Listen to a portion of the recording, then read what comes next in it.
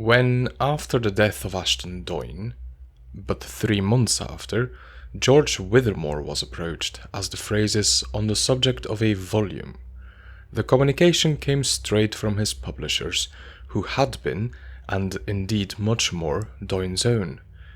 But he was not surprised to learn, on the occurrence of the interview they next suggested, that a certain pressure as to the early issue of a Life had been brought to bear upon them by their late client's widow. Doyne's relations with his wife had been, to Withermore's knowledge, a very special chapter, which would present itself, by the way, as a delicate one for the biographer, but a sense of what she had lost, and even of what she had lacked, had betrayed itself, on the poor woman's part from the first days of her bereavement, sufficiently to prepare an observer at all initiated for some attitude of reparation, some espousal even exaggerated of the interests of a distinguished name. George Withermore was, as he felt, initiated, yet what he had not expected was to hear that she had mentioned him as the person in whose hands she would most promptly place the materials for a book.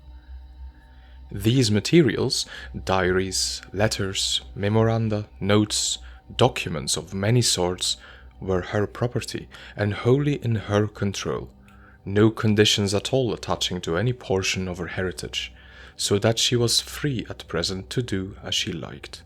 Free, in particular, to do nothing. What Doyne would have arranged had he had time to arrange could be but supposition and guess. Death had taken him too soon and too suddenly, and there was all the pity that the only wishes he was known to have expressed were wishes that put it positively out of account. He had broken short off. That was the way of it, and the end was ragged and needed trimming. Withermore was conscious, abundantly, how close he had stood to him, but he was not less aware of his comparative obscurity. He was young, a journalist, a critic, a hand-to-mouth character, with little, as yet as was vulgarly said, to show. His writings were few and small, his relations scant and vague. Doyne, on the other hand, had lived long enough. Above all, had had talent enough to become great, and among his many friends gilded also with greatness were several to whom his wife would have struck those who knew her as much more likely to appeal.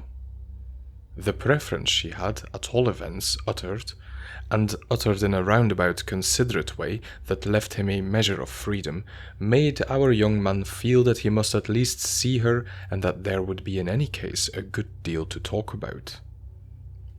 He immediately wrote to her, she as promptly named an hour, and they had it out. But he came away with his particular idea immensely strengthened. She was a strange woman, and he had never thought her an agreeable one, only there was something that touched him now in her bustling, blundering impatience. She wanted the book to make up, and the individual whom, of her husband's set, she probably believed she might most manipulate was in every way to help it to make up. She had not taken Doyne seriously enough in life, but the biography should be a solid reply to every imputation on herself. She had scantly known how such books were constructed, but she had been looking and had learned something. It alarmed Withermore a little from the first to see that she would wish to go in for quantity. She talked of volumes, but he had his notion of that. My thought went straight to you, as his own would have done, she had said almost as soon as she rose before him there in her large array of mourning, with her big black eyes, her big black wig, her big black fan and gloves, her general gaunt, ugly, tragic but striking, and as might have been thought from a certain point of view, elegant presence. You're the one he liked most. Oh, much. And it had been quite enough to turn Withermore's head. It little mattered that he could afterward wonder if she had known Doyne enough, when it came to that, to be sure. He would have said for himself indeed that her testimony on such a point would scarcely have counted. Still, There was no smoke without fire. She knew at least what she meant, and he was not a person she could have an interest in flattering. They went up together without delay to the great man's vacant study, which was at the back of the house and looked over the large green garden, a beautiful and inspiring scene to poor Withermore's view, common to the expensive row. "You can perfectly work here, you know," said Mrs. Doyne. "You shall have the place quite to yourself. I'll give it all up to you, so that in the evenings in particular, don't you see, for quiet and privacy, it will be perfection." Perfection indeed, the young man felt as he looked about, having explained that as his actual occupation was an evening paper, and his earlier hours for a long time yet regularly taken up, he would have to come always at night. The place was full of their lost friend. Everything in it had belonged to him. Everything they touched had been part of his life. It was for the moment too much for Withermore, too great an honor and even too great a care. Memories still recent came back to him, and while his heart beat faster and his eyes filled with tears, the pressure of his loyalty seemed almost more than he could carry. At the sight of his tears, Mrs. Doyne's own rose to her lids, and the two for a minute only looked at each other. He half expected her to break out, "Oh, help me to feel as I know you know I want to feel." And after a little one of them said, with the other's deep assent, it didn't matter which, "It's here that we're with him." But it was definitely the young man who put it, before they left the room, that it was there he was with them. The young man began to come as soon as he could arrange it, and then it was on the spot in the charmed stillness between the lamp and the fire and with the curtains drawn that a certain intenser consciousness crept over him.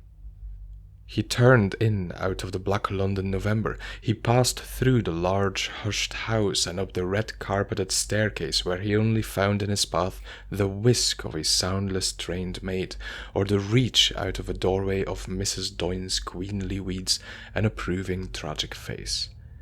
And then, by a mere touch of the well-made door that gave so sharp and pleasant a click, shut himself in for 3 or 4 warm hours with the spirit, as he had always distinctly declared it, of his master. He was not a little frightened when, even the first night, it came over him that he had really been most affected in the whole matter by the prospect, the privilege and the luxury of this sensation. He had not, he could now reflect, definitely considered the question of the book, as to which there was here even already much to consider. He had simply let his affection and admiration, to say nothing of his gratified pride, meet to the full the temptation Mrs. Doyne had offered them. How did he know without more thought he might begin to ask himself that the book was, on the whole, to be desired? What warrant had he ever received from Ashton Doyne himself for so direct and, as it were, so familiar an approach? Great was the art of biography, but there were lives and lives. There were subjects and subjects. He confusedly recalled, so far as that went, old words dropped by Doyne over contemporary compilations, suggestions of how he himself discriminated as to other heroes and other panoramas. He even remembered how his friend at moments would have seemed to show himself as holding that the literary career might, save in the case of a Johnson and a Scott with a Boswell and a Lockhart to help, best content itself to be represented. The artist was what he did. He was nothing else. Yet how, on the other hand, was not he, George Withermore, poor devil, to have jumped at the chance of spending his winter in an intimacy so rich? It had been simply dazzling. That was the fact. It hadn't been the terms from the publishers, though these were, as they said at the office, all right. It had been Doyne himself, his company and contact and presence. It had been just what it was turning out, the possibility of an intercourse closer than that of life. Strange that death of the two things should have the fewer mysteries and secrets. The first night our young man was alone in the room, it seemed to him that his master and he were really for the first time together. Mrs. Doyne had for the most part let him expressively alone, but she had on 2 or 3 occasions looked in to see if his needs had been met, and he had had the opportunity of thanking her on the spot for the judgment and zeal with which she had smoothed his way. She had to some extent herself been looking things over, and had been able already to muster several groups of letters. All the keys of drawers and cabinets she had, moreover, from the first placed in his hands, with helpful information as to the apparent whereabouts of different matters.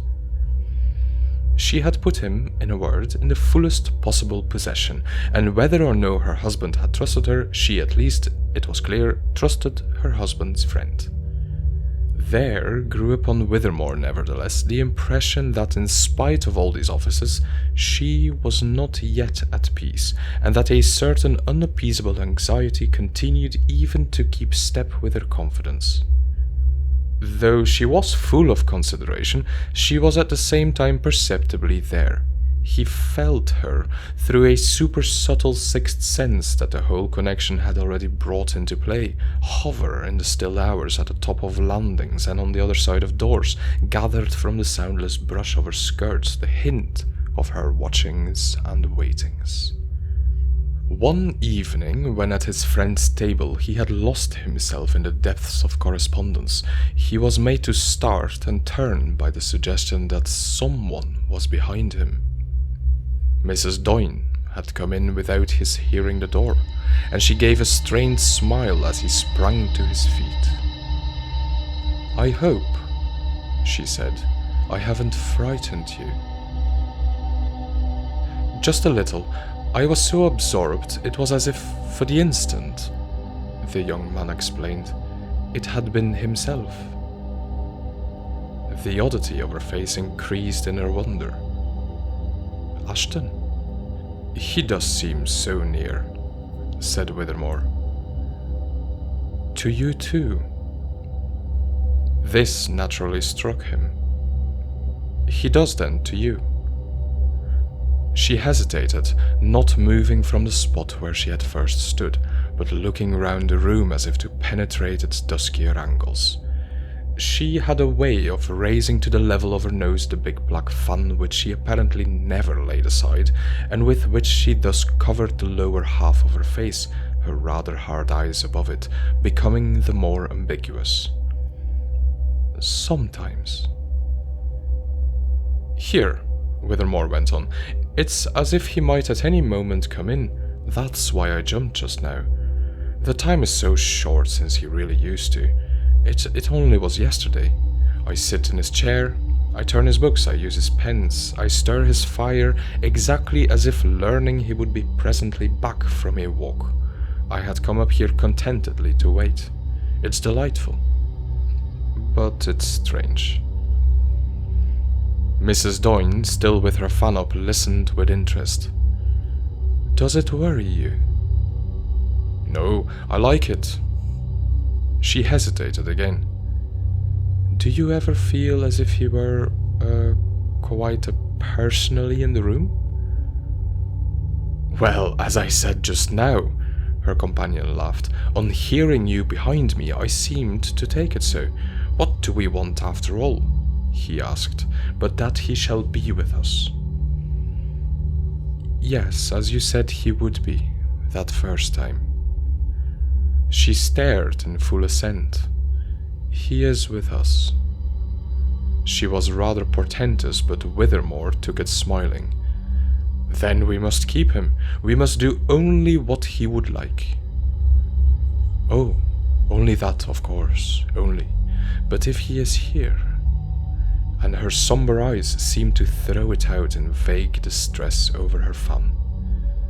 "It shows that he's pleased and only wants to help. Yes, surely, it must show that." She gave a light gasp and looked again round the room. "Well," she said as she took leave of him, "remember that I too want only to help. on which, when she had gone, he felt sufficiently that she had come in simply to see he was all right. He was all right more and more, it struck him after this, for as he began to get into his work he moved, as it appeared to him, but the closer to the idea of Doyne's personal presence. When once this fancy had begun to hang about him, he welcomed it, persuaded it, encouraged it, quite cherished it, looking forward all day to feeling it renew itself in the evening, and waiting for the evening very much as one of a pair of lovers might wait for the hour of their appointment. The smallest accidents humoured and confirmed it, and by the end of 3 or 4 weeks he had come quite to regard it as the consecration of his enterprise. Wasn't it what settled the question of what Doyne would have thought of what they were doing? What they were doing was what he wanted done, and they could go on from step to step without scruple or doubt. Withermore rejoiced indeed at moments to feel this certitude. There were times of dipping deep into some of Doyne's secrets when it was particularly pleasant to be able to hold that Doyne desired him, as it were, to know them. He was learning many things that he had not suspected, drawing many curtains, forcing many doors, reading many riddles, going, in general, as they said, behind almost everything. It was at an occasional sharp turn of some of the duskier of these wanderings behind that he really of a sudden most felt himself in the intimate, sensible way, face to face with his friend, so that he could scarcely have told for the instant if their meeting occurred in the narrow passage and tight squeeze of the past, or at the hour and in the place that actually held him. Was it 67, or was it but the other side of the table? Happily, at any rate, even in the vulgarest light publicity could ever shed, there would be the great fact of the way Doyne was coming out. He was coming out too beautifully, better yet than such a partisan as Withermore could have supposed. Yet, all the while as well, how would this partisan have represented to anyone else the special state of his own consciousness? It wasn't a thing to talk about, it was only a thing to feel. There were moments, for instance, when as he bent over his papers the light breath of his dead host was as distinctly in his hair as his own elbows were on the table before him. There were moments when, had he been able to look up, the other side of the table would have shown him this companion as vividly as the shaded lamplight showed him his page. That he couldn't at such a juncture look up was his own affair, for the situation was ruled, that was but natural, by deep delicacies and fine timidities, the dread of too sudden or too rude an advance. What was intensely in the air was that if Doyne was there, it was not nearly so much for himself as for the young priest of his altar.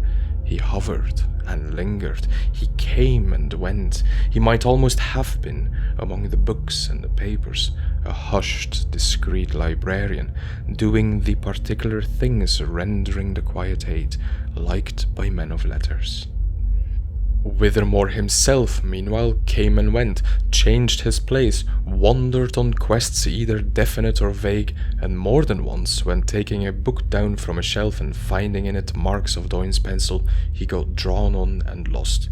He had heard documents on the table behind him gently shifted and stirred, had literally on his return found some letter he had mislaid pushed again into view, some wilderness cleared by the opening of an old journal at the very date he wanted.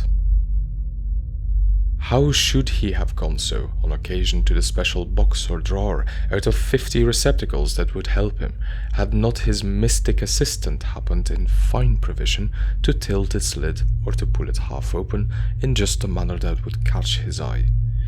In spite, after all, of the fact of lapses and intervals in which could one have really looked, one would have seen somebody standing before the fire a trifle detached and over-erect, somebody fixing one the least bit harder than in life. That this suspicious relation had in fact existed, had continued for 2 or 3 weeks, was sufficiently proved by the dawn of the distress with which our young man found himself aware that he had for some reason, from a certain evening, begun to miss it. The sign of that was an abrupt, surprised sense. On the occasion of his mislaying a marvellous unpublished page, which, hunt where he would, remained stupidly, irrecoverably lost, that his protected state was after all exposed to some confusion and even to some depression. If, for the joy of the business, Doyne and he had from the start been together, the situation had, within a few days of his first new suspicion of it, suffered the odd change of their ceasing to be so. That was what was the matter, he said to himself, from the moment an impression of mere mass and quantity struck him as taking, in his happy outlook at his material, the place of his pleasant assumption of a clear course and a lively pace. For 5 nights he struggled, then never at his table, wandering about the room, taking up his references only to lay them down, looking out of the window, poking the fire, thinking strange thoughts and listening for signs and sounds not as he suspected or imagined, but as he vainly desired and invoked them. He made up his mind that he was, for the time at least, forsaken. The extraordinary thing thus became that it made him not only sad not to feel Doyne's presence, but in a high degree uneasy. It was stranger somehow that he shouldn't be there than it had ever been that he was. So strange indeed at last that Whittemore's nerves found themselves quite inconsequently affected. They had taken kindly enough to what was of an order impossible to explain, perversely reserving their sharpest state for the return to the normal, the supersession of the false. They were remarkably beyond control when finally one night, after resisting an hour or two, he simply edged out of the room. It had only now for the first time become impossible to him to remain there. Without design, but panting a little and positively as a man scared, he passed along his usual corridor and reached the top of the staircase. From this point he saw Mrs. Doyne looking up at him from the bottom quite as if she had known he would come, and the most singular thing of all was that, though he had been conscious of no notion to resort to her, had only been prompted to relieve himself by escape. The sight of her position made him recognize it as just, quickly feel it as a part of some monstrous oppression that was closing over both of them. It was wonderful how in the mere modern London Hull, between the Tottenham Court Road rugs and the electric light, it came up to him from the tall black lady, and went again from him down to her, that he knew what she meant by looking as if he would know. He descended straight.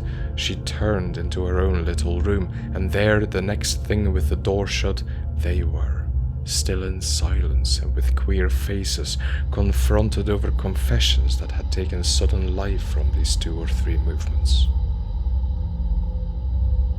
Whittemore gasped as it came to him why he had lost his friend. "He has been with you." With this, it was all out so far that neither had to explain, and that when, "What do you suppose is the matter?" quickly passed between them. One appeared to have said it as much as the other. Whittemore looked about at the small bright room in which night after night she had been living her life as he had been living his own upstairs. It was pretty, cozy, rosy, but she had by turns felt in it what he had felt and heard in it what he had heard. Her effect there, fantastic black, plumed and extravagant upon deep pink, was that of some decadent coloured print, some poster of the newest school. "You understood he had left me?" he asked. She markedly wished to make it clear. "This evening, yes, I've made things out."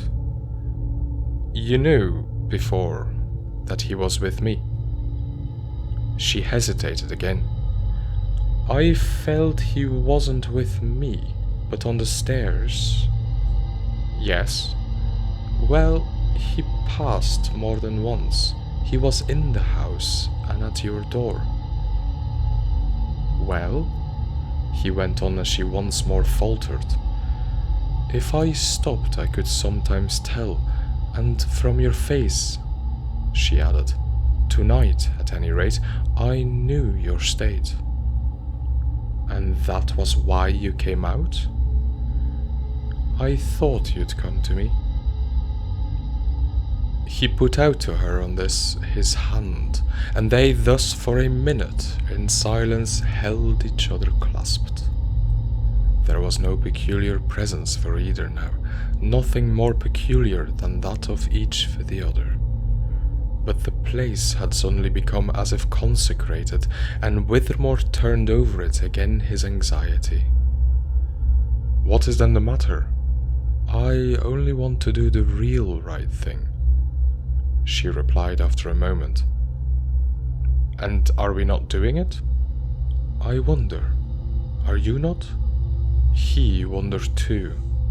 To the best of my belief, but we must think. We must think, she echoed, and they did think. Thought with intensity the rest of that evening together, and thought independently, Withermore at least could answer for himself, during many days that followed. He intermitted for a little his visits and his work, trying in meditation to catch himself in the act of some mistake that might have accounted for their disturbance. Had he taken on some important point, or looked as if he might take some wrong line or wrong view? Had he somewhere benightedly falsified or inadequately insisted? He went back at last with the idea of having guessed 2 or 3 questions he might have been on the way to muddle, after which he had above stairs another period of agitation, presently followed by another interview below with Mrs. Doyne, who was still troubled and flushed. He's there? He is there. I knew it. She returned in an odd gloom of triumph, then, as to make it clear, he has not been again with me. Nor with me again to help, said Withermore. She considered. Not to help? I can't make it out. I'm at sea, do what I will, I feel I'm wrong. She covered him a moment with her pompous pain. How do you feel it? Why, by things that happen, the strangest things. I can't describe them, and you wouldn't believe them. Oh, yes, I would, Mrs. Doyne murmured. Well, he intervenes, Withermore tried to explain. However I turn, I find him. She earnestly followed. Find him? I meet him. He seems to rise there before me. Mrs. Doyne, staring, waited a little. Do you mean you see him? I feel as if at any moment I may. I'm baffled. I'm checked. Then he added, I'm afraid. Of him? Asked Mrs. Doyne. He thought, well, of what I'm doing. Then what that's so awful are you doing? What you propose to me, going into his life. She showed in her gravity now a new alarm. And don't you like that? Doesn't he? That's the question. We lay him bare, we serve him up. What is it called? We give him to the world. Poor Mrs. Doyne, as if on a menace to her hard atonement, glared at this for an instant in deeper gloom. And why shouldn't we? Because we don't know. There are natures, there are lives that shrink. He mayn't wish it, said Withermore. We never asked him. How could we? He was silent a little. Well, we ask him now. That's, after all, what our start has so far represented. we've put it to him. Then, if he has been with us, we've had his answer. Withermore spoke now as if he knew what to believe. He hasn't been with us. He has been against us. Then why did you think? What I did think at first, that what he wishes to make us feel is his sympathy. Because, in my original simplicity, I was mistaken. I don't know what to call it, so excited and charmed that I didn't understand. But I understand at last. He only wanted to communicate. He strains forward out of his darkness. He reaches toward us out of his mystery. He makes us dim signs out of his horror. Horror? Mrs. Doyne gasped with her fan up to her mouth. At what we're doing. He could by this time piece it all together. I see now that at first, well, what? One had simply to feel he was there, and therefore not indifferent, and the beauty of that misled me, but he's there as a protest. Against my life? Mrs. Doyne wailed. Against any life. He's there to save his life. He's there to be let alone. So you give up? She almost shrieked. He could only meet her. He's there as a warning. For a moment on this, they looked at each other deep. You are afraid, she at last brought out. It affected him, but he insisted. He's there as a curse. With that, they parted, but only for 2 or 3 days. Her last word to him continuing to sound so in his ears that between his need really to satisfy her and another need presently to be noted, he felt that he might not yet take up his stake. He finally went back at his usual hour and found her in her usual place. Yes, I am afraid, he announced as if he had turned that well over and knew now all it meant. But I gather that you're not. She faltered, reserving her word. What is it you fear? Well, that if I go on, I shall see him. And then? Oh, then, said George Withermore, I should give up. She weighed it with her lofty but earnest air. I think, we must have a clear sign. You wish me to try again? She hesitated. You see what it means for me to give up. Ah, but you needn't, Withermore said. She seemed to wonder, but in a moment she went on. It would mean that he won't take from me. But she dropped for despair. Well, what? Anything, said poor Mrs. Doyne. He faced her a moment more. I've thought myself of the clear sign. I'll try again. As he was leaving her, however, she remembered. I'm only afraid that tonight there's nothing ready, no lamp and no fire. Never mind, he said from the foot of the stairs.